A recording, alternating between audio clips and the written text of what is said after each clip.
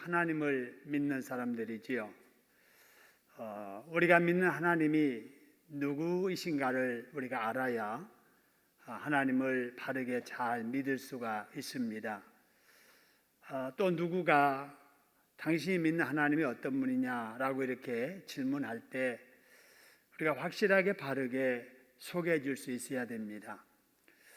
내가 믿는 하나님이 누구인가를 모르면 내 믿음도 바르게 설 수 없고 다른 사람들도 지도할 수 없지요. 우리가 잘 아는 내용을 정리해 보면 이렇습니다. 하나님은 이 세상 모든 것을 지으신 어떤 분이시죠? 창조자, 그지요? 우리 말로는 조물주라고 합니다. 하나님이 만드신 거예요. 그렇기 때문에 이 세상에 존재하는 모든 것의 주인은 누구시라고요? 하나님이시지요. 그래서 그 주인은 한 분이시지요. 그래서 그 창조자 하나님을 하나님이라고 하는 거지요. 주인은 한 분이시다. 지으신 분은 한 분이시다. 창조자를 우리가 믿는다라고 하는 거죠. 그 다음에 두 번째, 그 하나님은 이 세상 모든 것을 다 지어놓고 가만히 보고 계시는 분이 아니고 지으신 것을 다스리고 통치하시는 분이십니다. 할렐루야. 사시사철을 주관하시고 밤낮을 주관하시며 우리 생사화복을 주장하시는 분이 하나님이신 줄로 믿습니다. 근데 그분은 선하신 분이세요. 악한 분이라면 우리가 그분의 통치를 받으면서 두려울 텐데 하나님은 너무 사랑이 많으시고 지을 때부터 복을 주신 하나님, 지금도 우리에게 복 주시기를 기뻐하시는 분이십니다. 할렐루야. 그래서 그 하나님은 갚으신다 하는 거지요. 갚으십니다. 어떻게 갚으시는가? 믿는 자에게는 구원으로 갚으시고 불신자들에게는 갚으시는데 지옥불로 갚으세요. 하나님의 말씀에 순종하는 자에게는 뭘로 갚으세요? 복으로 갚으시고 하나님의 말씀을 믿지 않거나 거역하는 사람들에게는 갚으셔도 뭘로 갚으세요? 벌로 갚으신다라는 거예요. 자, 그러면 이런 하나님께서 우리가 지금 살펴보고 있는 아모스서에서 누구에게 갚으시다고 하셨는가? 우리 1장 말씀을 오늘로 이렇게 마무리 짓는데 1장에 나타난 말씀 중에 하나님께서 갚으시겠다라고 하셨거든요. 누구에게 갚으시다고 하셨는가? 3절에 보면은 3절 말씀 다메섹에 갚으시겠다 그랬습니다. 여러분 지도가 이렇게 나와 있는데 다메섹이 맨 위에 이스라엘 그 파란 부분이 바로 사해에 쭉 올라가서 요단강, 그다음 메롬 호수 그 위에 보니까 이제 다메섹이 나오죠. 그래서 이스라엘의 북쪽에 있는 바로 그 지역 다메섹. 그 다음에 6절의 말씀 보니까 가사라고 되어 있죠. 가사. 그 다음에 9절에는 두로. 그 다음에 11절에는 에돔. 13절에는 암몬. 그리고 2장 1절에는 모압입니다. 이 나라들이 어떤 나라들인가? 다 이스라엘을 중심으로 한 주변의 나라들이에요. 그리고 또 바로 갚으시는 대상이 2장 이제 앞으로 살펴보게 될 4절에서는 유다에게 갚으시고 6절에서는 어디에게 갚으셔요? 이스라엘에게 갚으세요. 이걸 전체로 보면은 이 지역만 아니라 전 세계적으로 이스라엘 백성들만 아니라 이방 민족들 모두가 다 하나님의 통치의 대상이라는 겁니다. 할렐루야. 하나님이 다 이들을 다스리기 때문에 갚으셔도 이들에게 다 갚으시는 거예요. 그래서 이들이 어떻게 사느냐에 따라서 복으로 갚으시는 지역도 있고 벌로 갚으시는 지역도 있고 이렇게 달라지는 것이지요. 여러분 그렇다면 우리나라는 어떨까? 나는 어떨까라고 하는 거예요. 여러분 우리도 하나님의 통치의 대상인 줄로 믿습니다. 하나님이 지금도 다 지켜보시고 그래서 우리 행한 대로 하나님께서는 기억하셨다가 때가 되면 하나님께서 갚으시는 줄로 믿습니다. 그래서 우리 나라도 마찬가지예요.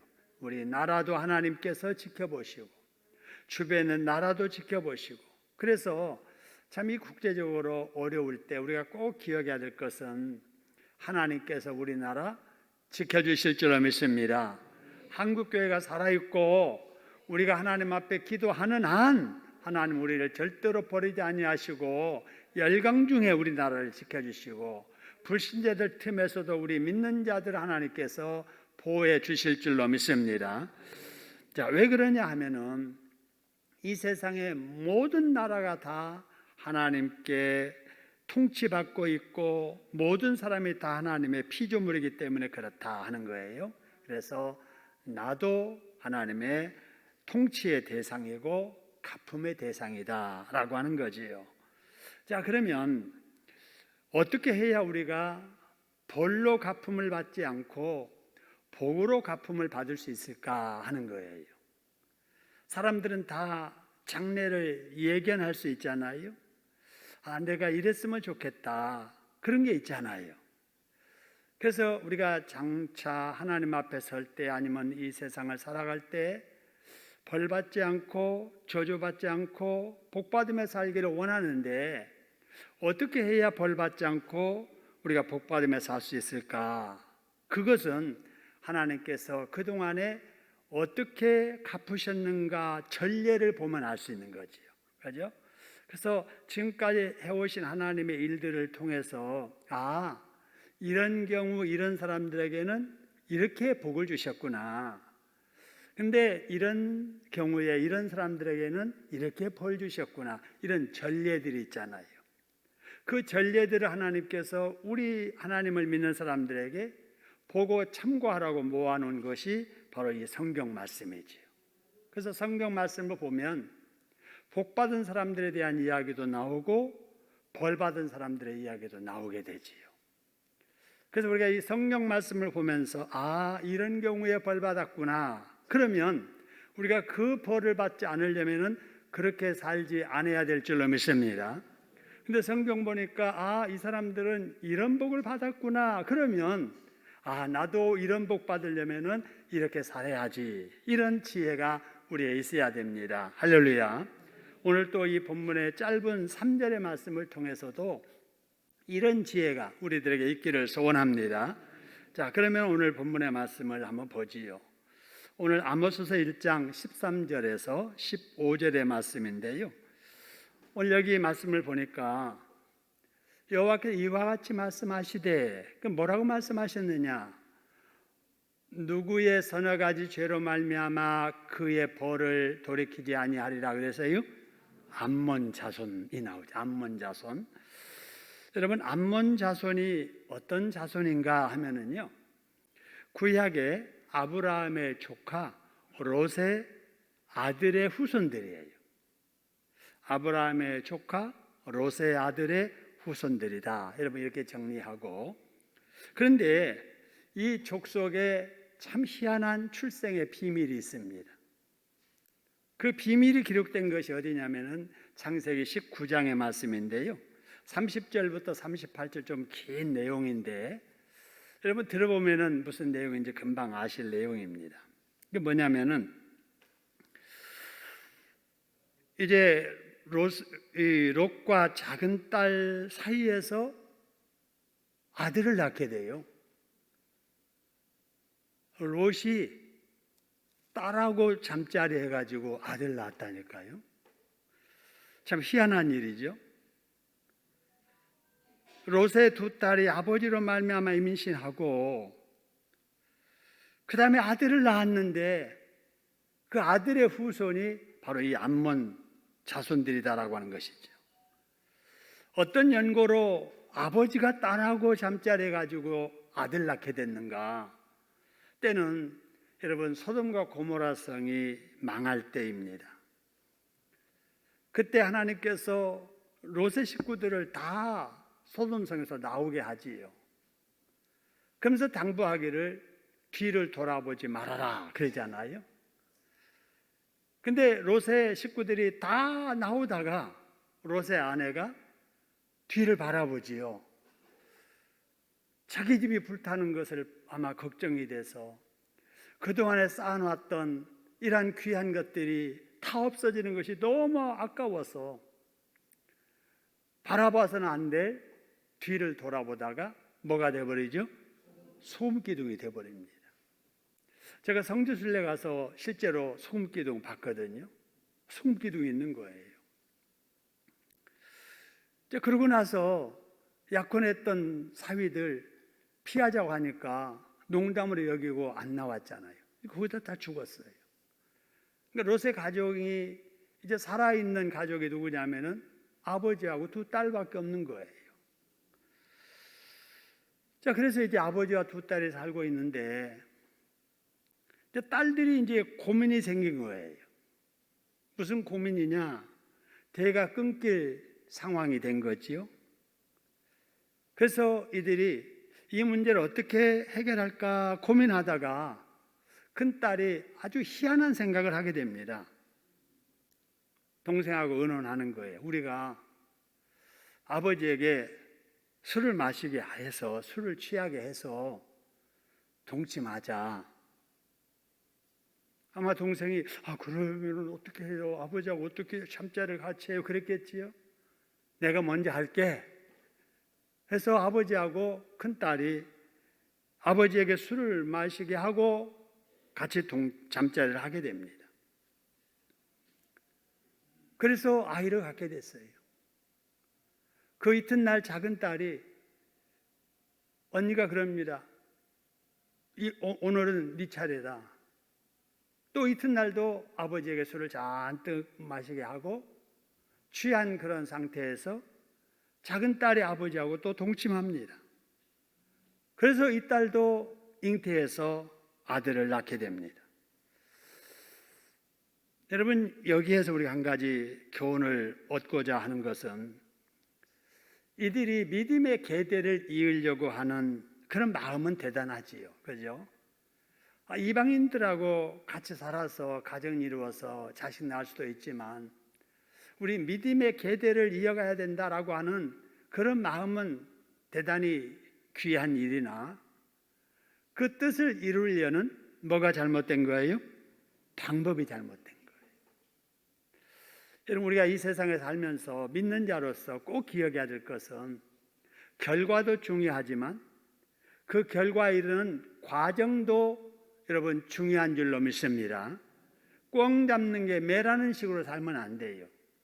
공산당은 그래요. 어떻게 해서든지 꽁 잡는 게 매다 이런 식으로 하는데 하나님 믿는 사람들은 그렇게 하면 안 돼요.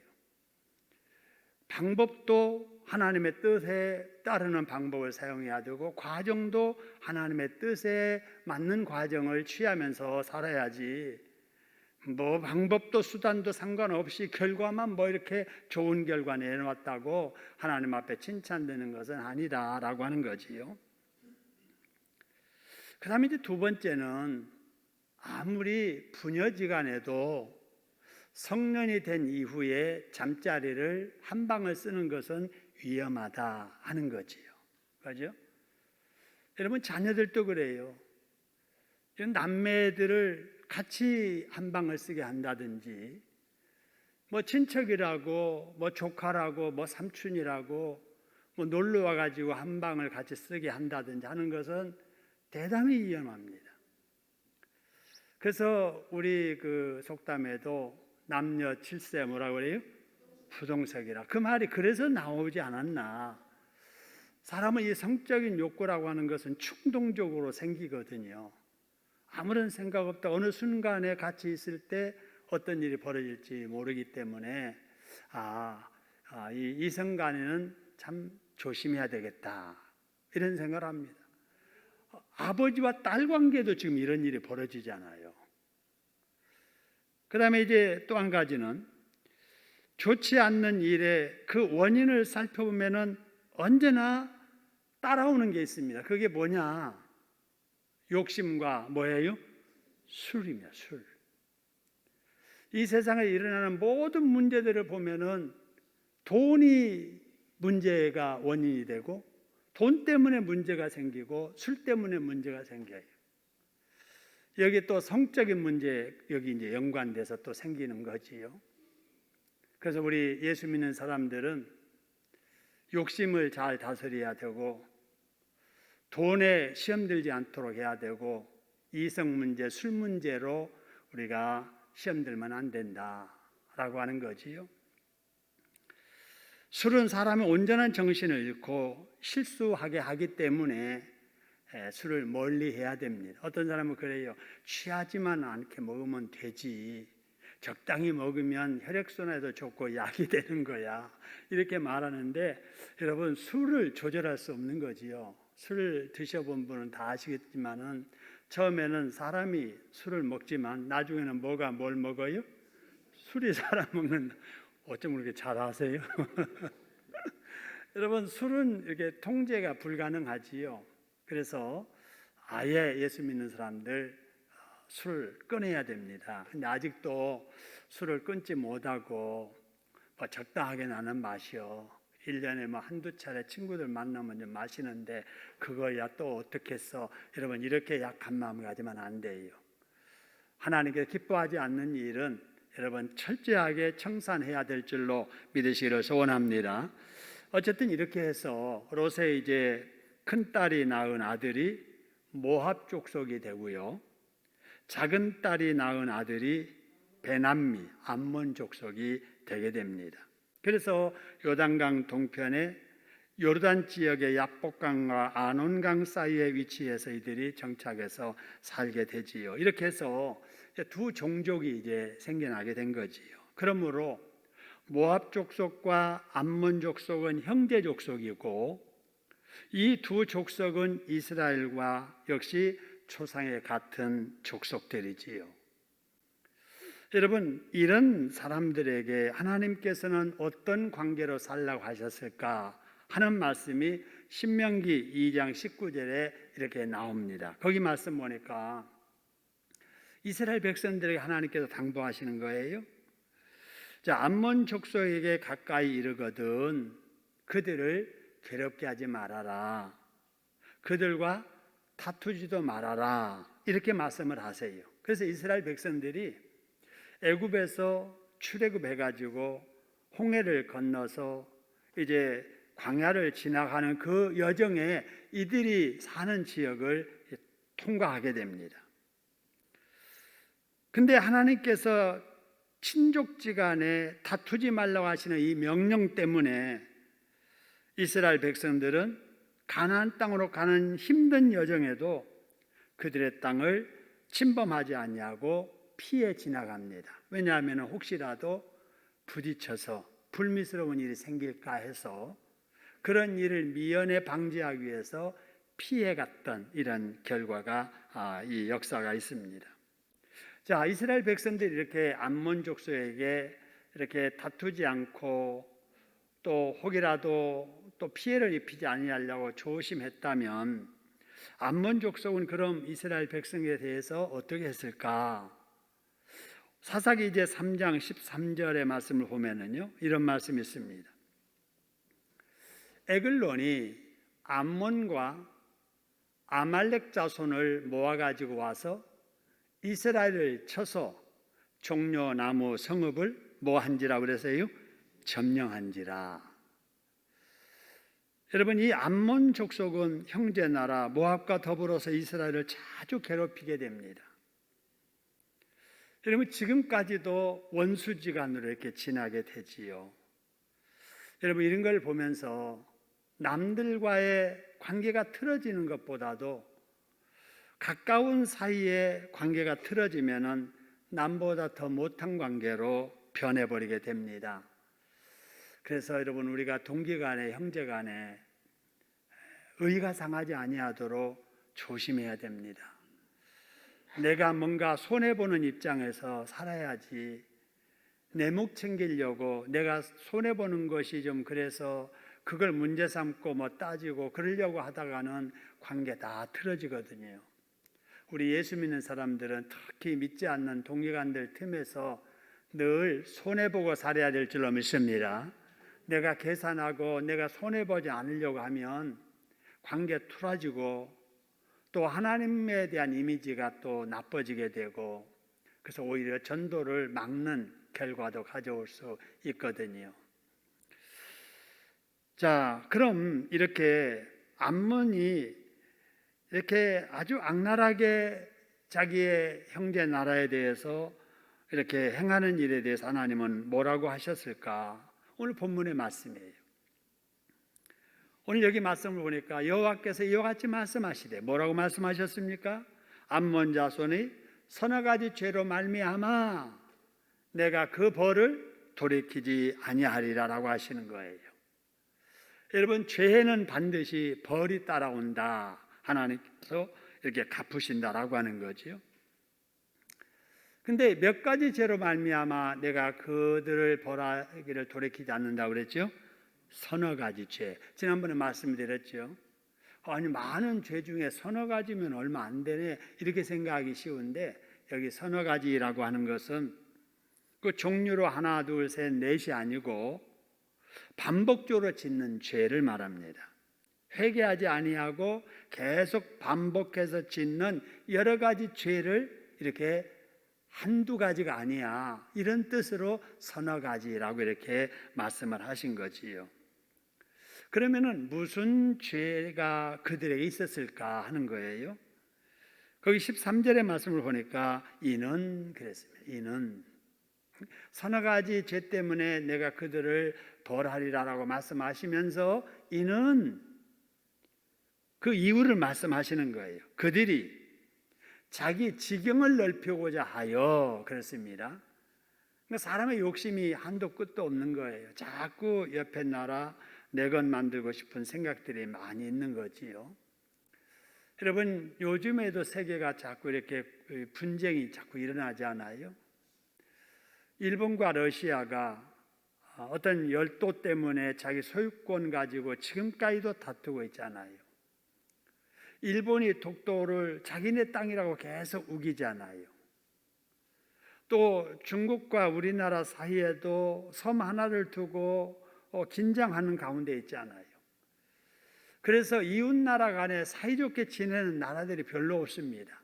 어떻게 해서든지 지경을 넓히고자 하는 욕심 때문에 좋은 관계로 지내지 못하지요.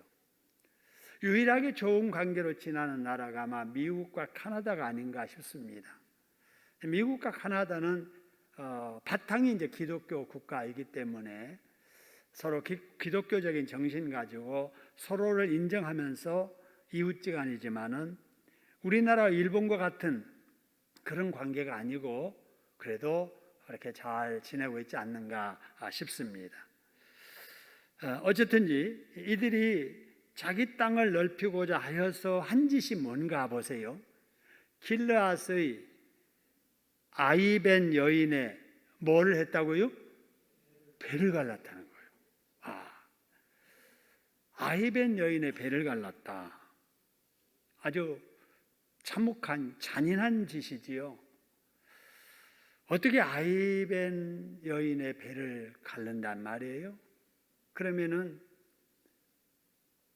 엄마도 죽고 태 속에 있는 아이도 죽지 않아요.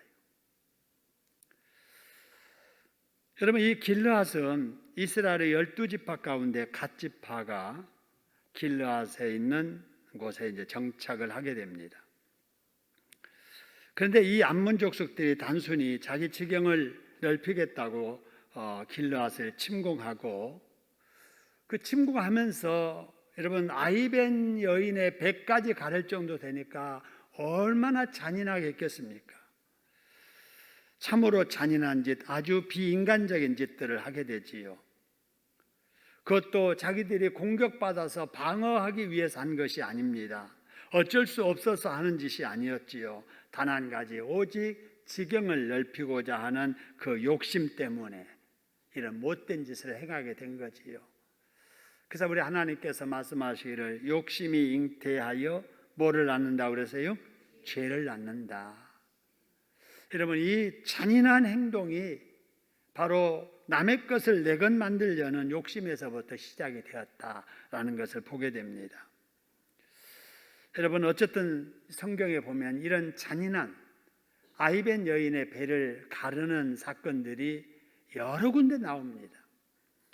몇 가지만 소개해드리면 열왕기하 8장 12절의 말씀을 보면은요, 하사엘이 나오게 되는데, 하사엘이 아람 왕의 신하였지요. 충신이었습니다. 이때 이제 아람 왕이 하사엘을 하나님의 종 엘리사에게 보내서 자기의 병을 좀 고쳐달라고 부탁을 하게 됩니다. 부탁할 때 그냥 가지 아니하고 많은 예물을 가지고 찾아가게 되지요. 이때 엘리사가 뭐라고 대답하느냐? 왕이 나으리라. 그러나 그가 반드시 죽으리라. 이렇게 말을 하니까 하사엘이 엘리사를 바라보다가 그만 울어버리게 됩니다. 하사엘이 당황해서 왜 웁니까? 라고 이렇게 물어보니까 네가 이스라엘 자손에게 행할 모든 악을 내가 알기 때문이다. 성에 불을 지르고 장정을 죽이고 어린아이를 내동댕이 치고 임신한 여자의 배를 네가 가를 것이다. 이렇게 말씀을 합니다. 하사엘이 그 말을 듣고 반색하며 질문합니다. 나는 당신 앞에 개 같은 종인데 그런 종이 어찌 그런 큰 일을 할 수가 있겠습니까? 저는 그런지는 못합니다. 라고 말할 때 엘리사가 대답합니다. 네가 아람 왕이 될 것을 여호와께서 알게 하셨다. 왕에게 돌아가 왕이 반드시 살아나리라고 하라. 라고 이렇게 해서 보냅니다. 그러니까 처음에는 자기가 이제 당황하다가 이게 하나님의 뜻이다라고 하는 생각에 그 다음날 왕이 병들어서 앓고 있는데 하사엘이 왕에게 가서 이불에다가 물을 적셔가지고 왕의 얼굴을 덮어가지고 질식해서 죽게 만들어 버립니다. 그리고 그날로 자기가 왕이 됩니다. 그리고 나중에 실제적으로 아이벤 여인의 배를 가르는 아주 잔인한 짓을 행하는 사람이 되고 말지요. 여러분, 또 이런 예가 있습니다. 열왕기하 15장 16절인데요. 무나임 스가랴 왕 때에 반란을 일으키고 이스라엘의 왕이 된 사람, 여기 이제 나오게 되는데, 그때 그가 한 일이 무슨 일이었느냐? 거기 보니까 여러분, 그 가운데 뭘 갈랐더라 그랬어요? 아이벤 부녀를 갈랐더라. 호세아서 13장 16절에도 사마리아 사람들이 하나님께 벌받아 아이벤 여인들의 배가 적에게 갈라질 비참한 일들을 당할 것을 말하게 됩니다. 여러분, 어쨌든 아이벤 여인, 여러분 방어할 힘이 없지요. 자기 몸도 추스르기가 어려운 이러한 약한 여인이잖아요. 그런 여인을 죽이는 것도 잔인한 일인데 태아까지 죽이는 거, 아예 씨를 말라버리겠다고 하는 잔인한 심보들입니다. 여러분, 이러한 잔인함이 바로 인간의 욕심에서 이렇게 나오더라라고 하는 사실입니다. 암몬 사람들의 이 약한 심보를 보여주는 말씀이 사무엘상 11장 1절 2절에도 나오게 되는데, 암몬의 왕 나하스가 이스라엘 땅인 길르앗 땅을 차지하려고 침공을 하게 되지요.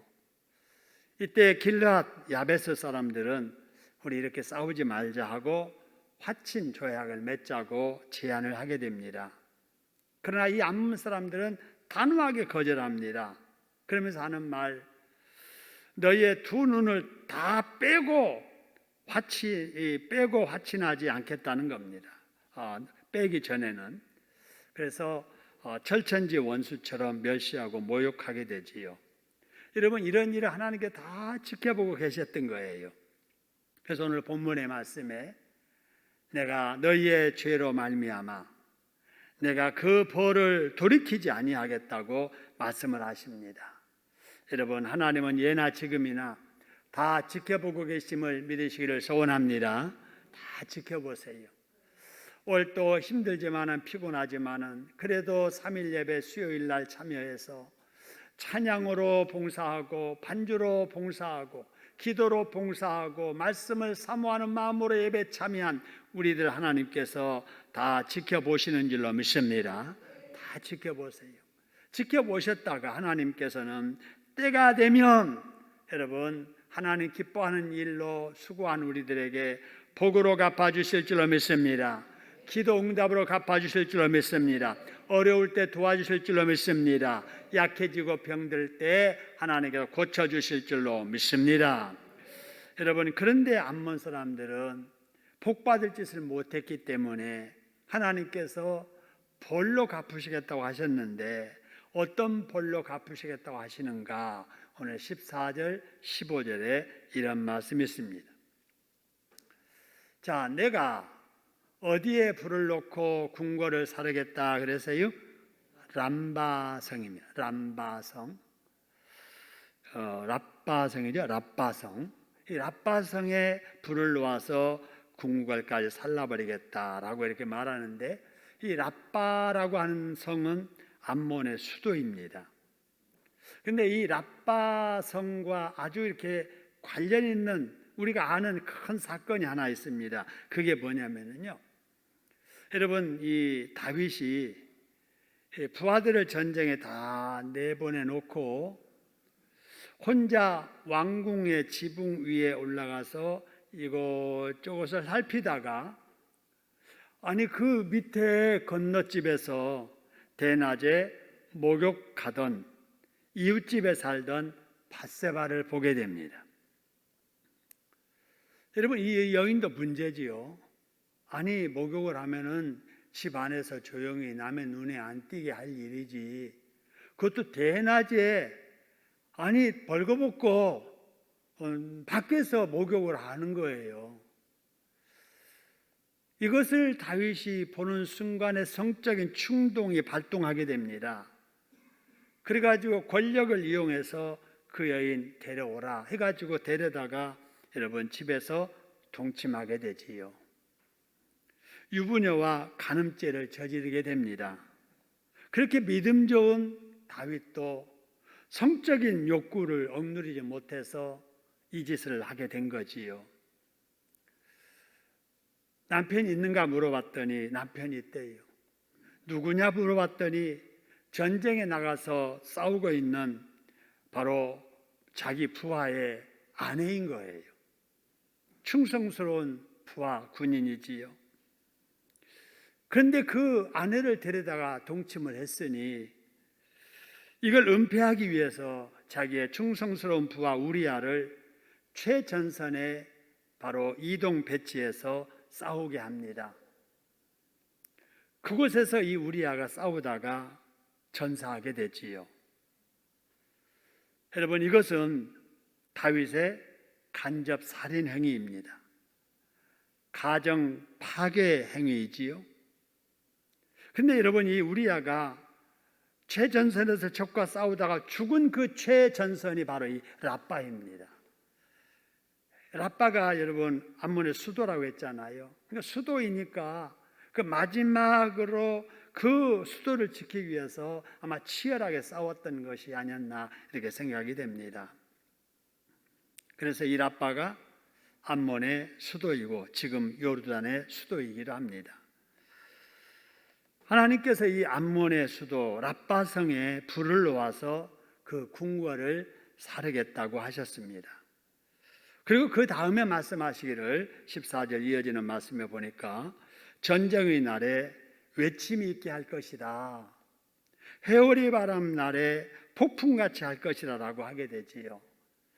여러분, 여기서 전쟁의 날에 외침, 이 외침이 뭔가 공격하는 사람들이 와 하면서 몰려오는 외침일 수도 있고요. 공격당하는 사람들이 도망가면서 그냥 소리 지르는 이러한 소리 외침일 수도 있겠지요.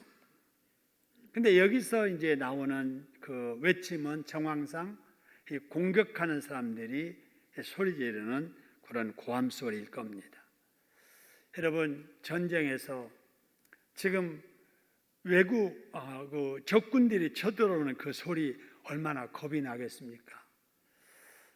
전쟁을 치러본 분들은 아실 겁니다. 비행기가 슉 떠서 공격하게 될 때 그 비행기 소리만 들어도 가슴이 철렁하지요. 탱크 소리 들으면 여러분 가슴이 철렁하지요. 여러분 그런 것처럼 지금 전쟁의 때에 적군들이 고함치고 달려오는 그 마차 소리, 말바꿈 소리, 군인들의 그 함성 소리에 간장이 다 녹는 것이지요. 두렵고 무서운 소리, 바로 이런 소리를 듣게 될 것이다 라는 거지요. 그 소리의 위력이 어느 정도일 것인가? 회리바람의 날에 폭풍으로 할 것이다 이렇게 말합니다. 여러분, 이 회리바람은 중동 지방에서 불어오는 모래바람이지요. 돌발적으로 불어오는 파괴적이고 공격적인 바람입니다.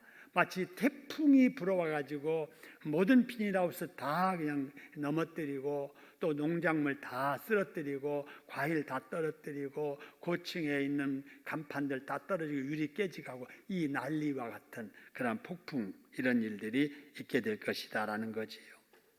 그래서 그 결과 15절에 암몬의 수도가 파괴되고 왕을 비롯해서 지도자들도 역시 다 잡혀가게 될 것이다 라는 겁니다. 여러분, 자기들의 욕심을 채우기 위해서 잔인하게 했던 일들 하나님이 기억했다가 자기들이 행한 대로 다른 원수들에게 당하게 하시는 이런 모습들을 바라보게 됩니다. 여러분, 그 결과 암몬은 하나님 앞에서 정말 아이벤 여인의 태화와 같이 죽임을 당하게 되고요. 또 아이벤 여인처럼 절망적이고 소망 없는 상태로 망하게 되고 다른 사람에게 고통을 주었던 그만큼 이상 고통을 당하고 결국 망하게 되지요. 여러분, 여기서 우리가 깨달아야 될 교훈이 있습니다. 사람이 무엇으로 심든지 나중에는 그대로 거둔다는 사실입니다. 할렐루야. 그죠? 우리가 어떻게 하며 사느냐에 따라서 내게 어떤 일이 일어날 것인가가 결정이 되는 거지요. 그러면 우리가 이 세상을 살면서 늘 벌받게 살면 틀림없이 벌받습니다. 내게도 벌받지만은 그 벌이 자손들에게까지 이어질 수도 있다고요. 그런데 힘들지만 하나님의 말씀대로 순종하면서 복받게 살면 하나님의 반드시 복으로 갚아주실 줄로 믿습니다. 특별히 여러분, 주변 사람들에게 예수 믿는 사람들은 박절하게 하면 안 돼요. 인색하게 잔인하게 하면 안 됩니다. 남의 눈에 눈물 나게 하면 제 눈에 피눈물 난다는 이런 말처럼 말이죠. 꼭 그렇게 됩니다. 그래서 행여라도 나 때문에 누군가 상처를 입지 않도록, 억울한 일을 당하지 않도록, 그가 밤잠을 자지 못하고 괴로워하게 하지 않도록 우리가 늘 베풀면서 배려하면서 살아야 될 줄로 믿습니다. 그래서 야고보서 2장 13절에 보니까요, 이런 말씀이 있습니다. 우리 야고보서 2장 13절 같이 한번 읽어볼까요? 긍휼을 행하지 아니하는 자에게는 긍휼 없는 심판이 있으리라. 긍휼은 심판을 이기고 자랑하느니라. 그렇습니다. 긍휼을 행하지 않는 자에게는 하나님께 긍휼 없는 심판을 받게 된다. 그런데 긍휼을 여러분 베풀고 살면 어떤 심판도 이기게 하신다는 겁니다. 할렐루야. 우리가 잘 아는 마태복음 5장 7절 산상보훈에서 말씀하시기를 이렇게 말씀합니다. 같이 한번 읽어봅니다.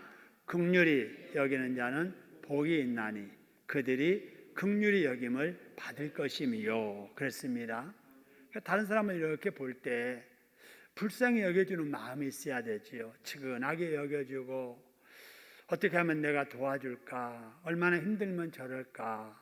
여러분, 이런 마음을 가지고 그를 이렇게 좀 세워주고 또 위로해주고 또 이해해주고 기다려주고 참아주는 이런 덕스러움이 우리 예수 믿는 사람들에게 있어야 될 줄로 믿습니다.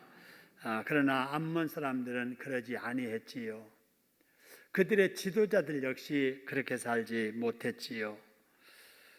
그러자 나중에 하나님께 벌 받을 때 역시 백성들도 하나님께 벌 받아서 망하고 자신들 역시 적군들에게 잔인한 학대를 받는 운명이 되어버리고 말잖아요.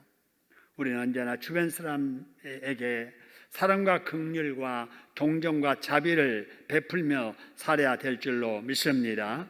이사야서 49장 10절의 말씀을 보니까 이런 말씀이 있습니다. 이렇게 늘 베풀고 긍휼히 여겨주면서 이렇게 살아가는 그들은 줄이거나 목마르지 아니할 것이며 더위와 볕이 그들을 상하지 아니하리니 이는 왜 그러느냐? 이는 그들을 긍휼히 여기는 이가 그들을 이끌되 샘물 근원으로 인도하시기 때문입니다. 할렐루야.